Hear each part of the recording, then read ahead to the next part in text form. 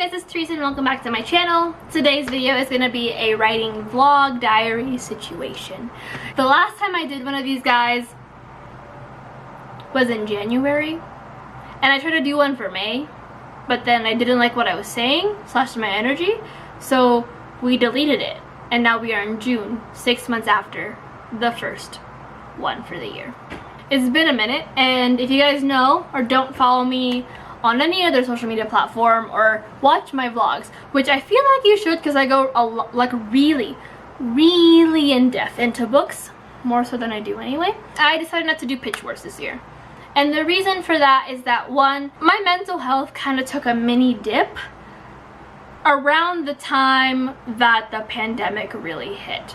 So I was like not only super behind on my edits, but also I just was not feeling this draft. I said it about the second draft as well, that by the end I was just like, it felt like I was not writing it anymore. I was just like copy pasting what I had said. And like now that I am 2 chapters away from finishing it, and I'm really behind schedule on quite literally everything, I just kind of gave up on Pitchwars. And it also doesn't help that they didn't have their schedule up for the 2020 schedule up until like recently. So it's not as if I would have known had they changed deadlines or other things, which is kind of a little bit annoying. And I'm not super mad about it because there is like a pandemic going on. I certainly didn't keep up with my own deadlines, but it's just something that like if this pandemic had not happened, there still wasn't a schedule that was posted when like the new year started, or like several months after the new year started. It started like we're almost halfway through the year and now the new schedule is posted, and I'm just like not a fan of that. But I will be joining Pitchwars either next year or the year after. I have had a lot of time to sit down and think about the things that are going into this book and how I need to change a lot. Well, not a lot.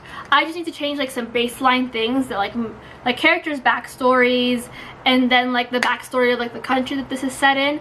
My friend and I had a discussion about it last week, and I wasn't okay with the original storyline, which I will not be sharing with you guys. So I just wanted to change it up. But I said this before, but it feels good. Like these changes are happening for a reason, and it feels good. And like while I'm probably gonna jinx myself again by saying that this book feels good, I feel like now with the trajectory that the 4th draft will be going into, I feel like I will be ready to get it published and queried and like all that fun stuff. And it just, there's something that like the changes that are happening that have been keeping me from doing what I need to do to be like potentially a published author in the next coming years are actually changes that I need to make, and changes that feel good to me, and that feel like it's helping the overall story, and that the characters are somewhat happy with. It's weird for me to say that the characters are happy with, because I'm like technically like the god of their universe, but like, and like it's not something that I'm mad about that I have to wait until the 4th draft, because like genuinely I don't know what I am doing when I'm redrafting. None. Like everyone's like, oh yeah, here's how you edit, here's how you do this, and I'm sitting here like, I can edit a short story, I can redraft a short story and make it fine and good and clean, but like drafting, no one talks about it. No one. I'll read like books on like how to write, and they just talk about like, don't edit line by line, edit big things. I'm like, what does that mean? How does that help me? Like, do I have to make a to-do list? Like, I just need concrete advice. Like, how you guys talk about like when someone needs to start writing or how to edit a book. I need someone to teach me how to redraft a book, because right now I'm just sitting here like typing the same words over and over again and hoping for a different outcome. And at this point, I am the textbook definition of insanity, because I have not had a different outcome quite yet. Genuinely, I would like some sign from the gods, or even from down below, to tell me how to redraft a book, and if that was a possible thing for me to do. Because I feel like redrafting a book, you definitely need a team for it, but at the same time, I am not a team. I am a single human being. And like, yes, I do have my friends reading through it and like all that stuff, but at the same time, they don't know what they're doing. They're reading and giving me advice and critiquing the situations that need to be changed. But I'm still just like,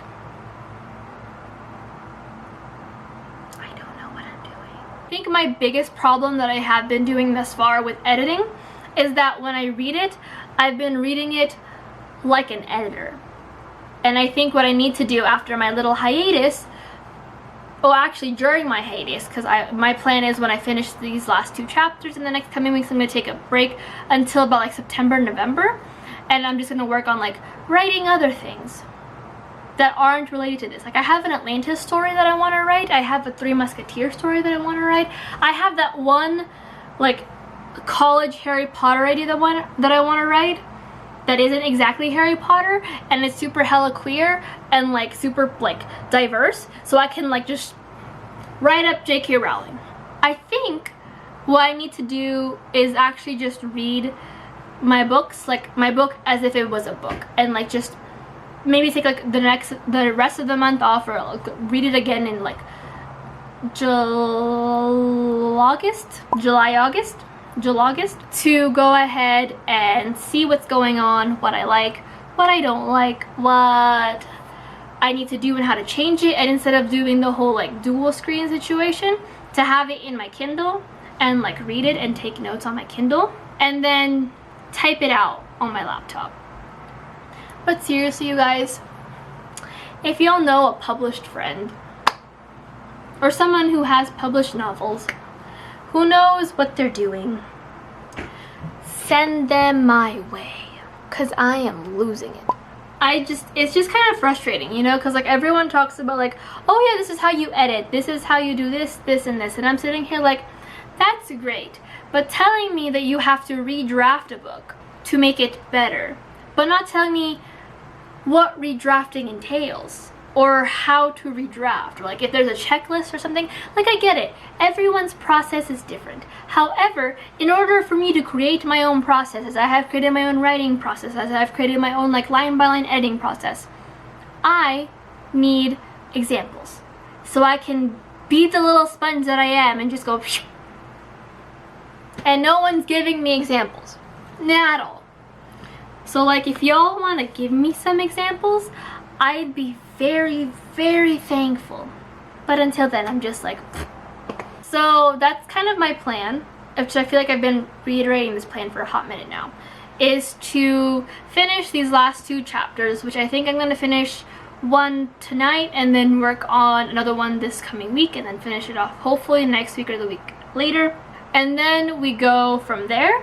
We take a break, we put it down, I don't touch it, I work on other books, like that one thing that I wanted to write and the other thing that I wanted to write, and then I pick it up again like mid to late July. I read it like a book and like see where I'm going wrong with it, and like how to make the writing style fit more me and less me, and then we go back and draft it up again. And then when we are done drafting, I lay down face first on the floor, write my query letter face first on the floor, and then we send it off to people in hopes that I get published. Another fear that I have is that someone like an editor or like an agent or like a publishing house will look at the book and say no, it's too much, because like a lot of my characters in it are POC. There are handfuls of characters that are just white, like very little characters are white, and then most, if not all of them, are queer or on the trans spectrum. So I feel like someone's gonna be like, no, it's gonna be too much. But then someone else who might be like, say, a white author might come in with like a similar, more toned down version and then get published. And it's just like, I don't know, like I can handle more or less, because I worked hard on it, not getting paid as much as a white author, because I have accepted that in my sad little heart, that as a POC queer author, chances of me getting paid like the tremendous amount for mediocre writing is not going to be the same for my best writing. But like I also just love to write, and like it's a passion of mine, so like even if I get paid dirt shit, I still have a day job and I'm still content in just writing, though I would like to get paid the same amount as a white author. It's just been something that has been on my mind and that I have like silently accepted to myself. Like yes, I'm gonna fight for like the bigger paycheck, the bigger advance, but like at the same time I'm just like, it's something that I have to accept just so when it comes down to it, I'm not too disappointed. But I think the one thing that I genuinely cannot handle is if someone tells me that my book is too much and then someone else who has a similar concept and like maybe is white and is straight comes in with a, like, I don't want to say mediocre because a lot of thought goes into writing, but maybe something that isn't like, that needed more rounds of drafts, or maybe this wasn't the idea that they should have been published with in the first place, and then gets published and it's like not only the bigger advance but then also gets the bigger attention. I'm just sitting here like, but I worked really hard on this book.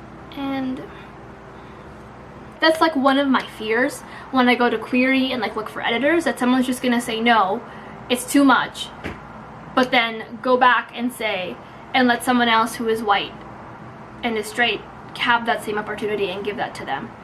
Like, I feel like I'm valid, I'm very valid in this fear because it happens, as we all know from Twitter and all that stuff. But at the same time, I don't want people to come in and be like, well, nor do I want to come in and like use a pen name just because like Arenas, like it's a very Spanish name, but like also it's my name, you know?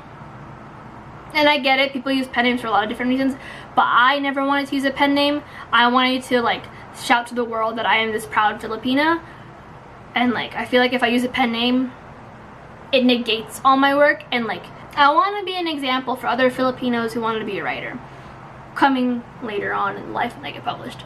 And I don't want to do that with a pen name because I feel like it kind of hides my identity, and it took me a long time to accept the little bits of my identity that I do have and that I cling to. But like, I might have to like just swallow my pride and do it just so I can get published. But I'm just like, I don't know if my heart can take it if someone rejects my book on the basis that it's too much and it's too diverse, but then let someone else goes ahead and writes it because it's easier for them to sell with a white author. But other than that, I'm feeling good, you guys. Like, well, I mean, like, I'm still mildly depressed, but like,